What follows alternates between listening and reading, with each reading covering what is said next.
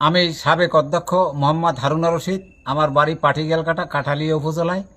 আমি জামাতে ভোট দেওয়ার কারণে ভোটের নির্বাচনের পরেই আমাদের ইউনিয়নের বিএনপির সেক্রেটারি কালাম হাওলাদারের নেতৃত্বে ২০-২৫ জন লোক আসা আমার বাড়িঘর ভাঙচুর করছে, অনেক ক্ষয়ক্ষতি করছে, এমনকি কুড়ায় আগুন দিয়ে গেছে এবং আমার ওয়াইফকে বলে গেছে যে মৃত্যুর হুমকি দিয়ে গেছে যে আরে পামু যেখানে সেখানেই তার মৃত্যুবরণ মারি ফেলবে। আমি মোহাম্মদ গোলাম মোস্তফা, এই মরদুনিয়া ইউনিটের আমি একজন জামাতের সদস্য।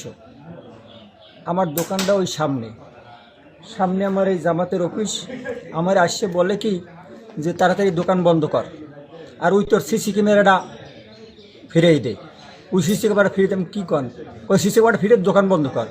এই কইতে না কইতেই আমার পিছনের সিসি ক্যামেরাটা জামাল ফ্ল্যাক্সির সিলভার টিপ কন্ট্যাক্টে তৈরি নিরাপদ ও নান্দনিক ক্লিক সুইচ নির্ভরতা জীবন জুড়ে। ছেলে সিসি ক্যামেরাটা সিটি ফেলাইছে উঠবে। এরপরে এই গড্ডা এই দরজাটা খুললে ভাঙ্গিয়েই ঢুকছে, ভিতরে ঢুকিয়া আপনার প্রায় ১০-১২ জন লোকে খালি দেখি খালি পিড়ে তারে দেখছি।